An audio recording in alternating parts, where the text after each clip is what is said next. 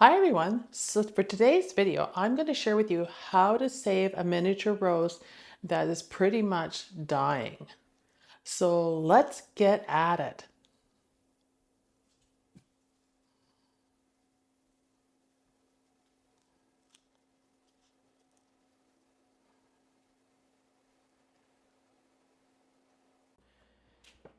So when you have fresh eggshells that you're going to use for your plants, you're going to want to wash them really good and dry them. So I like to add some dish soap into it and then give them a good scrub.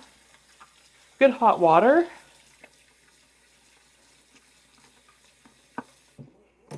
And then scrub them out to get that slimy feeling out of the eggshell.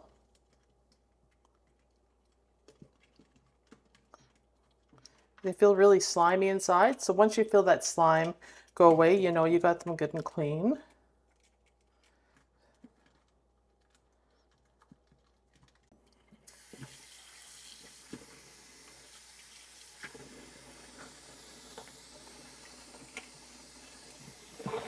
Then you're going to lay them out and let them dry really well. And then we're going to grind them in the coffee grinder to use in our soil mixture. Now we'll grind them up. I'll just dump them in here.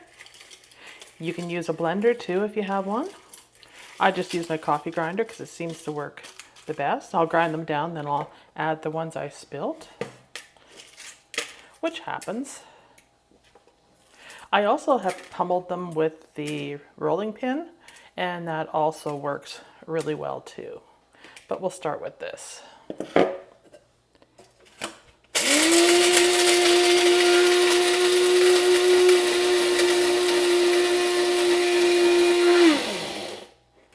And you can see we get a nice powder. I'll add the rest.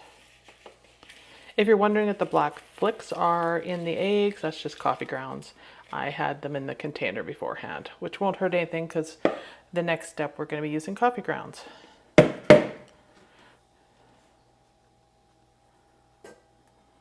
All right, we'll just finish this.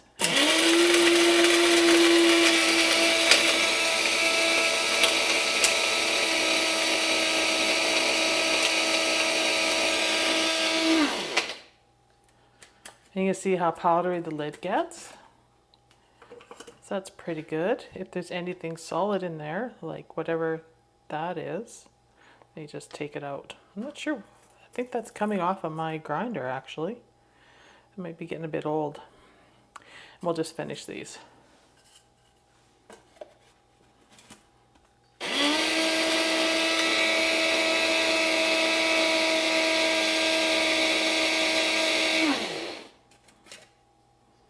Perfect. So now I'm just going to dump them into a bowl. Oops. And just check to see if that's coming off my grinder. Yeah, it's a piece of plastic came off of there. No big deal. Now, before we do anything to this rose, what you can see is in really bad shape here. I'm just going to pull it out because this is the way it came, which is really pretty rather than using paper that they use a material. But you can see here, it's hurting. It's dropping its leaves from the bottom. Some of the buds aren't opening. I mean, it's looking kind of nasty. It does have some new growth there, but we need to clean this up. So the first thing I want to do is give it a really good soak in water from the bottom. So we're just going to put that there before we do anything to it. And we're going to let it have a really good drink and absorb the water up. Because I always water from the bottom, and you'll water until you see the top get wet. So we're just going to let that soak up. And this stuff here can be reused. It's a beautiful ceramic pot here that we got for Valentine's Day with the rose, so we can reuse that as well, which is really handy. While this soaks, we are going to make our soil because we're going to pot this up as well as give it a haircut. So first thing we want to do is I have a mixture of seed starting mix and potting soil. You can use just potting soil. Use what you have on hand. I'm going to take the pot that I'm going to use to plant it in, which is the next step up in pots. As you can see, next step up here. and I'm going to fill it with soil. We're not going to need all this soil, but I'm going to put a chunk of it in. That should be enough right there. And I'm going to set this aside, pull this over, and I'm going to add the soil. And this soil is pre-moistened. You can see here, it's good and moist. And then we're going to add a tablespoon of our egg whites, which is calcium, to the soil. And then this is coffee grounds. So I'm just going to add a tablespoon of them. It's a heaping tablespoon to the soil. And we're going to mix that all in.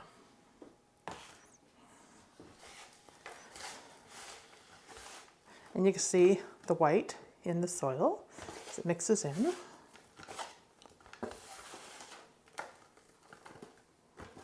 Just make sure we got all mixed in really well.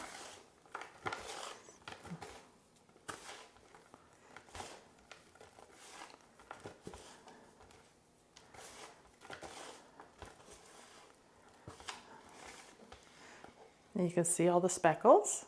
And it smells like coffee, which is really nice. So those coffee grounds are dry grounds that I've been saving. So you could use the wet grounds if you want. You could also give it a drink of coffee, but I like to add it to soil so it can continue to absorb that acid. Roses are acid-loving plants, so that's why I like to add the coffee grounds. So before we prune this rose and clean it all up, we're going to disinfect our pruners. That's the key. So I just have alcohol here, and I'm just going to wipe down the blades of my pruners. I usually do this after every project that I do, but I'm going to do it just to remind you and let you know that this is something we need to do when we're dealing with any plants, but particularly roses. They're very susceptible to catching diseases. So once that's done, we'll let it dry for a second.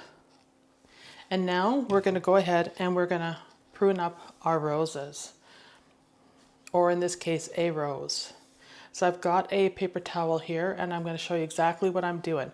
So all these buds, and I'll move this over closer, all these buds on this plant, you can see here, they're spent. Like they aren't going to open, they're sick. Okay, so those are all coming off, including the new buds. We're cutting this plant right down because you can see here we've got some growth, some dead growth in here. I should say dead leaves in here. And you can see we're seeing some dead leaves here. So the plant is not doing well. It's got a little bit of black spot happening on it. So I don't see any pests or disease on it, but we do have some problems here.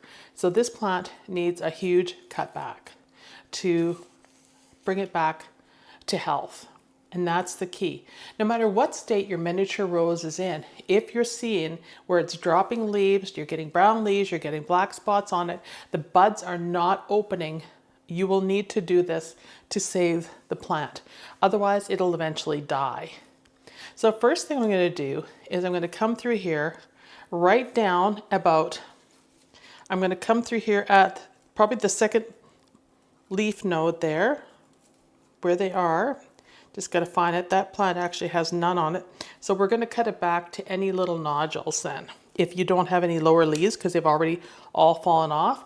And you can see there, right there, we have some nodes. So we're going to cut them all back to that. And then we're going to clean this plant completely out. But first, we're going to get rid of some of this heavy growth here. I'm just going to go around and cut it to where I see that growth. And you notice I haven't even taken the tags off this because I wanted you to see what happens with these plants when they get sick. So we can see we have a node right there. So we're going to take it right down to there. And it's harsh. This is very, very harsh. In fact, this one, we're going to come through here and we're going to take it right down to the node right there. Same with this one. So you can see how much I'm leaving on this. And it's kind of hard to tell at times until you get in there, and then you can kind of see what's going on here and how many branches are coming out. So this one, we're going to go right to there. There's going to be hardly any leaves left on this, I will warn you.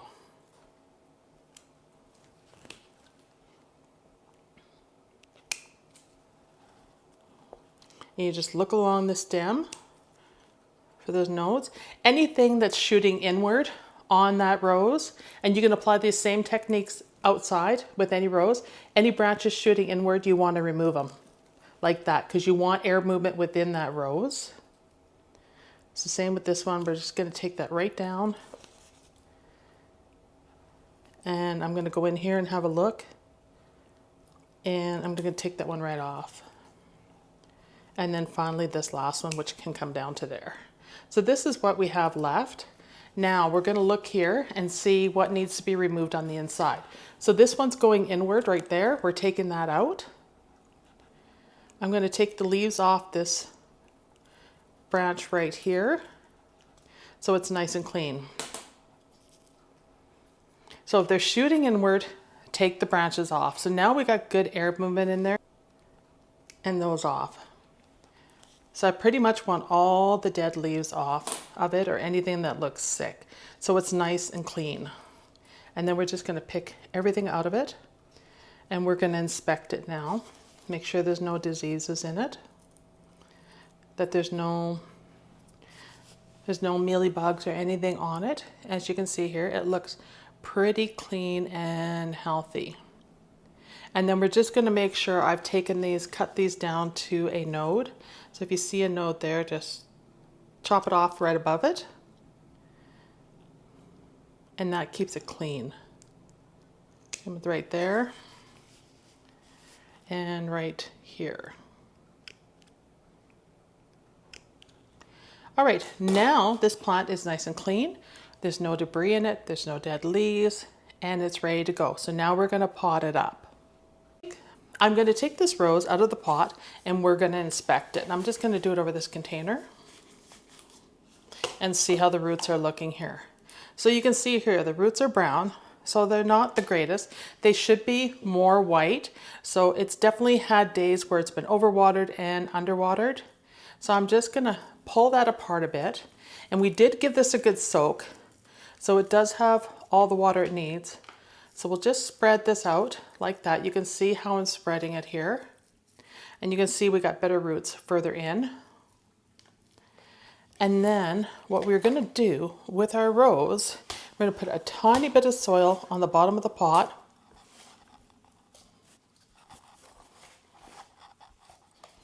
Probably about 1/2 inch to 1 inch.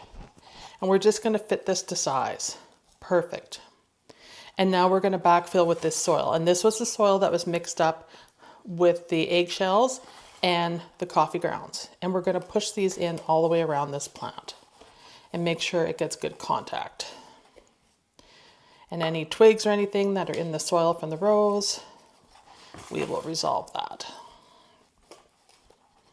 And then we'll just pull it over a bit on this side to fit the dirt in there. And push it down and in.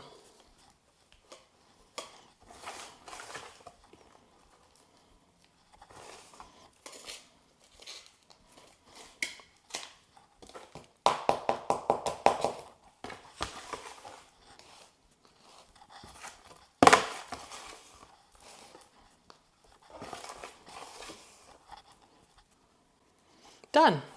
So it's been watered in. So I don't need to water it again. You don't want to overwater your roses because now on when we water this, we're going to water it from the bottom.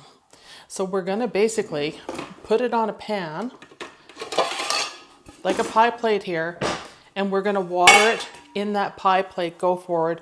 When it dries out, probably leave it on there until it soaks up enough moisture that you can see it's damp on top, and that'll force this out. That will force these roots to spread out and absorb that moisture up. But you can see it's looking really good and healthy now. And that is what you want to do with a rose, a miniature rose that is dying, or even a rose out in your garden that isn't looking too hot or has been infested with any sort of bugs or disease. You're going to cut it back, clean it out, make sure there's enough air in the center, and now we can feed it. So we will feed this bi-weekly with a good fertilizer. And we're going to feed it with this fertilizer. It's an all-purpose fertilizer. It's a 12-4-8 fertilizer. It's a Miracle-Gro product. These actually, Miracle-Gro works pretty good for what we're doing. We're going to feed it bi-weekly with this in a jug of water. We're going to put the water with the fertilizer in the pan, let it absorb up until it's nice and wet on top, and then we won't water it again until it's partially dry.